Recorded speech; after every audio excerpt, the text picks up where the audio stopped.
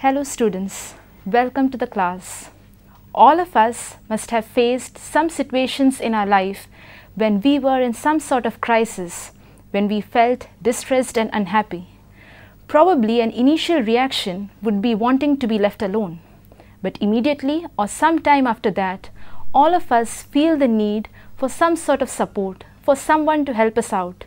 Even if not materially or physically, we at least need someone to listen to us, someone who can help us ventilate our feelings, and someone who can say that I am there for you.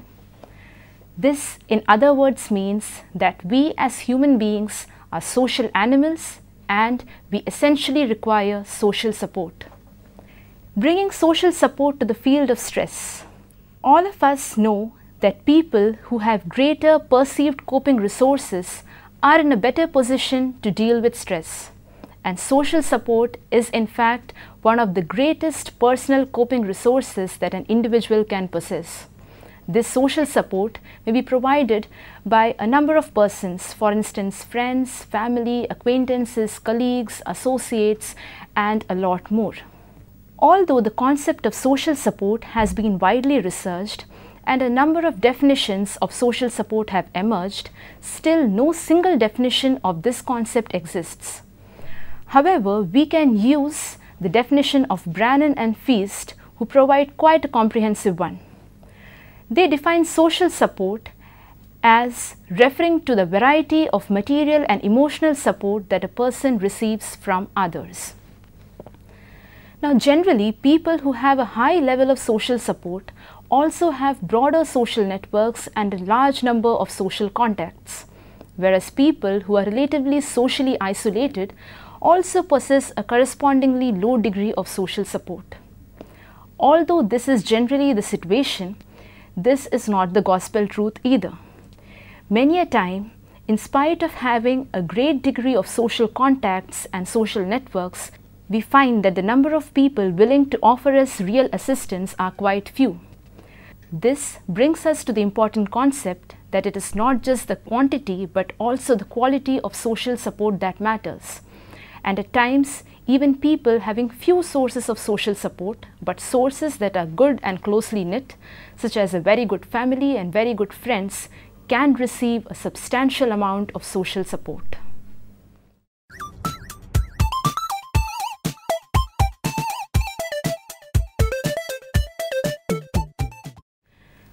Now we come to the all-important question: how does social support contribute to stress reduction?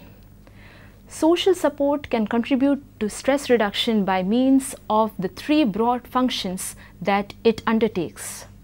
Firstly, social support can provide us tangible support. This tangible physical or direct support is in most cases provided by people who are very close to us. For instance, our family or friends or close colleagues and associates. And it generally involves direct physical benefits, for instance, material or financial assistance, or an important assistance, that is assistance in the form of time, people who spend time for you gathering relevant information, doing important paperwork for you, taking care of children, buying grocery, running errands, and doing things for you which you are likely to neglect when under stress. The second form of support that social support systems provide is in the form of informational support. This is a very vital support because in any stressful situation, what we need first so as to cope with it is information. What the situation is about, how is it, and what can we do for it.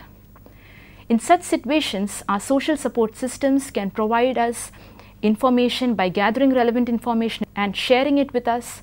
Further, they can also give us ideas of how to deal with the stressful situation. They can provide us alternative ideas if the previous ideas fail. And finally, they can provide us solutions as also support to bring these solutions into action.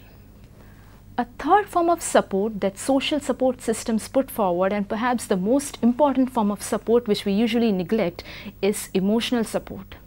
Social support systems are the place where we will get a lot of nurturance, care, affection, assurance, and a feeling of being valued, a feeling of belonging, a feeling of acceptance, a feeling that whatever may happen in our life, however big the stressor may be, there will be people for us.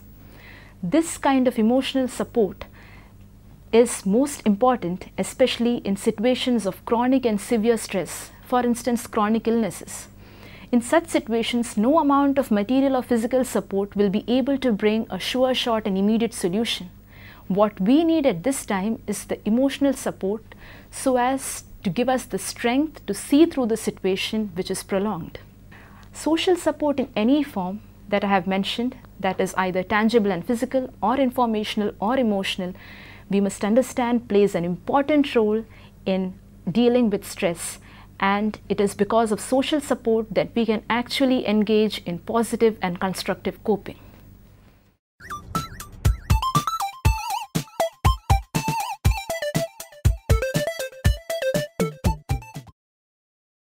Now that we know what social support is all about and who provides this social support, we go to an important factor which is most important in psychological studies, measuring social support.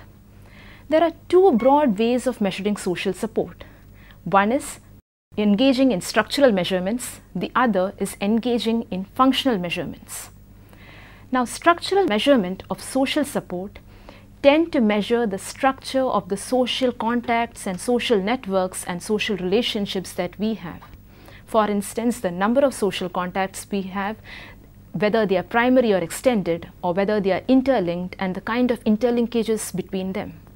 For instance, measuring your social support by using a structural perspective will involve measuring the number of social support systems you have, the number of friends or family or acquaintances or colleagues who are likely to help you. Secondly, it will also involve measuring whether they are primary, such as close family and friends, or extended, in case of relatives or acquaintances, perhaps who are far away. Further, it will also involve examining the interlinkages between them, the extent to which your friends or family or acquaintances know each other, or the extent to which they can communicate or interact in some way and come together to support you. A second form of measuring social support involves a functional measurement of social support. This form of measurement analyzes the function of your social support systems. For instance, the extent to which they can provide tangible or physical support, or material aid or financial assistance, the extent to which they can provide information, the extent to which they can emotionally support you, and the number of people who can provide each of these categories of support. We must, however, remember that the structural and functional aspects of social support are not closely related with each other. However, both of these aspects are closely related to the experience of stress.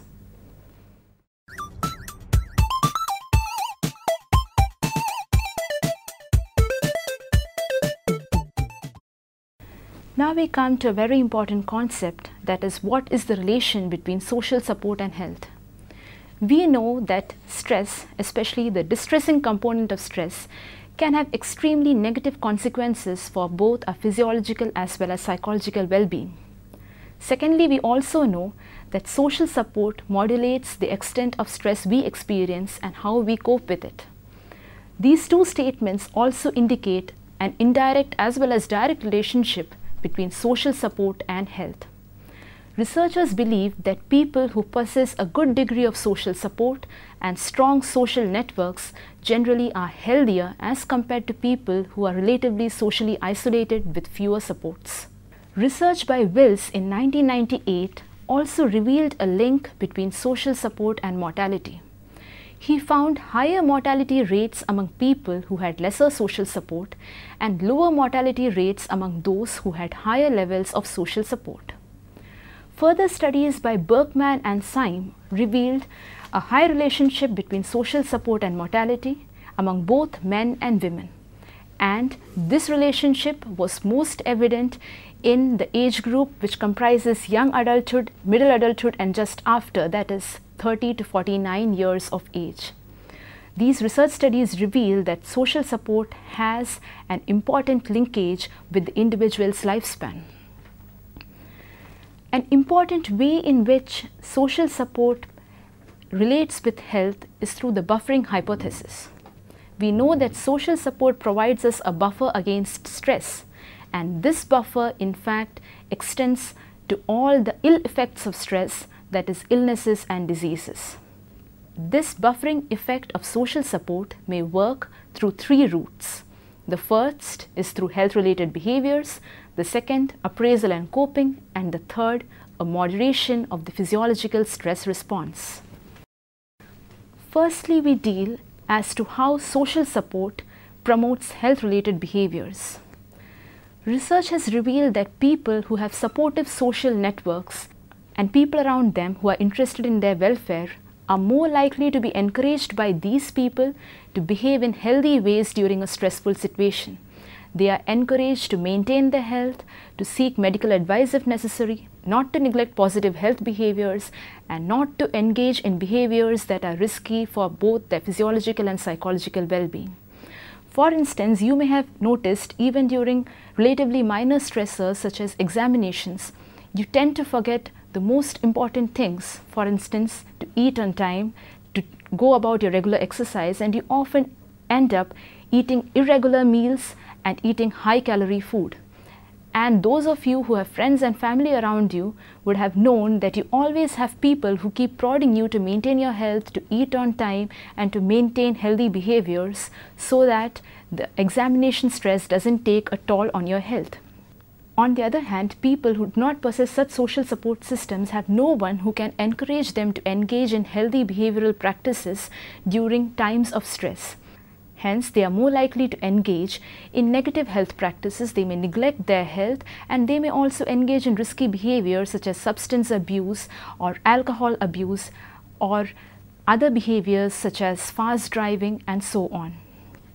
These unhealthy health practices may further in themselves become sources of stress, and so also the risk activities that an individual undertakes may in itself become a source of stress.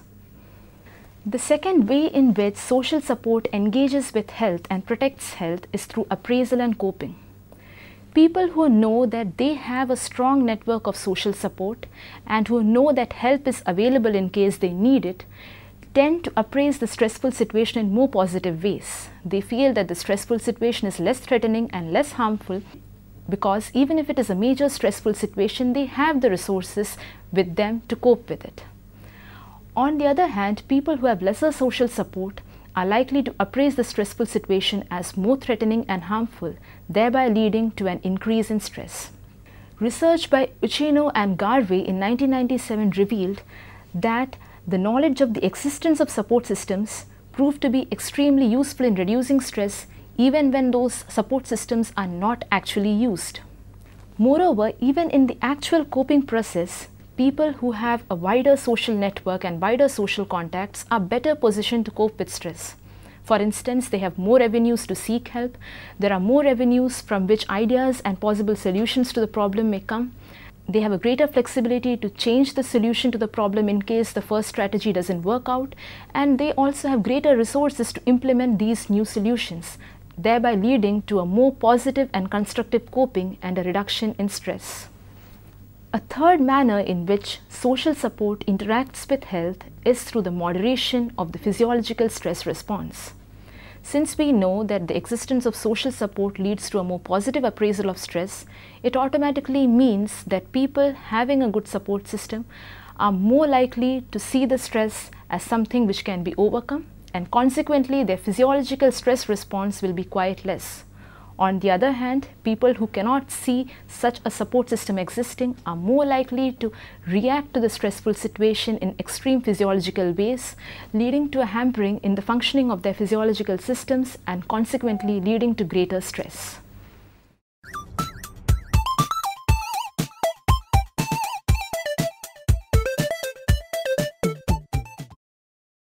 Now we shall analyze the relationship of several factors such as marriage, gender, age and ethnicity to social support.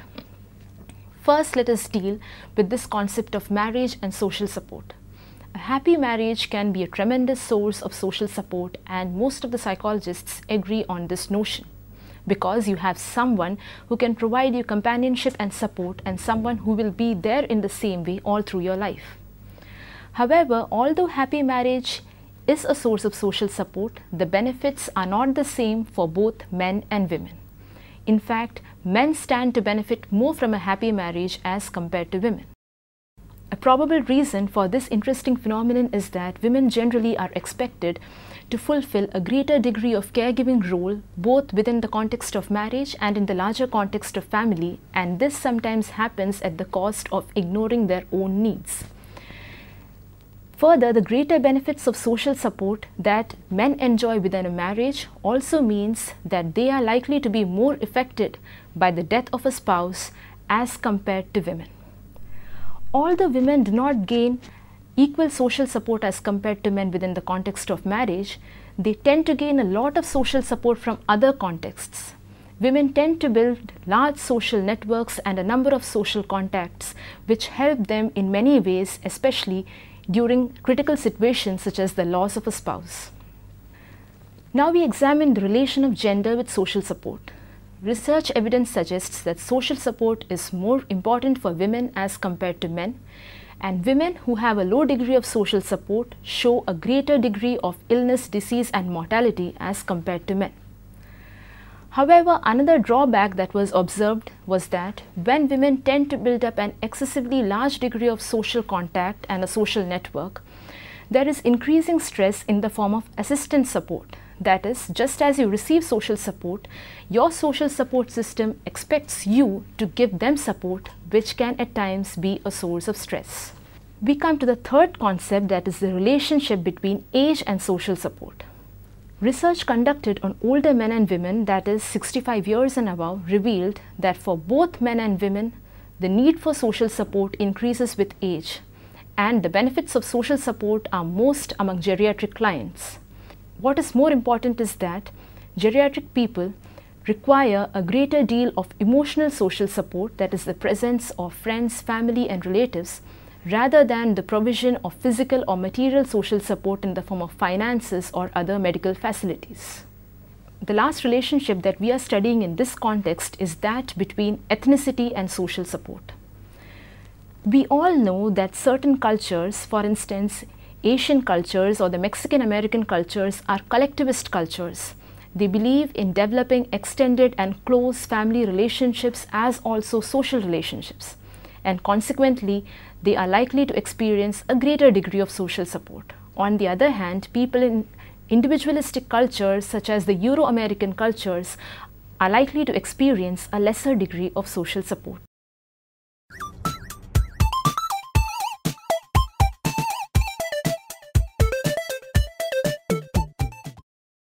Fact that social support is extremely important for our survival, and the fact that it helps us to deal effectively with stress makes it important for us to understand as to how we can increase our social support resources and mobilize social support. The first question is, can social support be improved? And the answer to this question is yes, it can be. And there are two broad strategies for this. The first strategy involves working on and enhancing our existing support systems. This may include identifying those support systems such as family or friends who are assisting you and trying to improve the relationships that you share with them through interpersonal communication and interpersonal give and take, as also by changing your behaviors, attitudes, thoughts and moods in positive ways.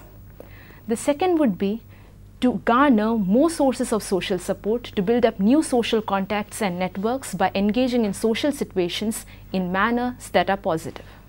A second option would be the development of social support networks. This may involve restructuring of existing networks to form social support groups. Now, social support groups are specific groups usually consisting of people who face similar forms of stress. For instance, there are support groups for people caring for Alzheimer's patients, or there are support groups for people who have a mentally retarded or disabled child in the family, or are suffering from some other chronic illnesses such as cancer. The best part of such a support group is that the individual is able to gain a lot of emotional support, and that too from people who are suffering something similar to what he is undergoing, leading to a great deal of identification. Apart from providing emotional support, such support groups can also provide you vital information because they have gone through the experience and they can give you vital insights on how to deal with this stressful situation. As we come to the end of this chapter, let us go over all that we have studied today. we have understood that we are social animals. Even though at times we may say that we can do it all alone, let us remember that we are essentially social animals and we require social support. Secondly, we have understood that social support plays an important role in helping us deal with stress successfully. Thirdly, we have understood how social support can be measured. Fourthly, we have also understood the relationship of social support with other indicators such as health and disease. Finally, we have understood the relationship between various aspects such as marriage, age, gender, ethnicity, and their relationship with social support. Towards the end of this chapter, there are certain points that we essentially need to keep in mind. Firstly, just a mere increase in the number of social contacts or social networks does not ensure that you will have a correspondingly large amount of social support. So, when you are building social support networks and when you are analyzing what kind of social support you have, remember that quality is as important as the quantity. Moreover, it has been an accepted fact that people who are unpleasant, who are hostile, who are aggressive, and who are difficult to deal with face a lot of problems in developing and sustaining social relationships. So, if you have any of such behaviors, make sure that you overcome it and deal with people in a positive and interactive manner so that you can both build up and sustain social support networks. Thirdly, we can take a cue from women because research finds that women tend to have large amounts of social support and social support networks. What is the reason for this? They tend to maintain a style of friendship, cooperation, give and take, interaction, including both verbal and non-verbal cues that helps in the initiation and maintenance of social relationships. So, if you want to maintain social support systems, take a cue from what women do. Finally, remember that just forming a social support network will not ensure that you will always have it with you. Make sure you sustain it, make sure you help the people you help you, and such interactional relationships can help you deal with stressful situations.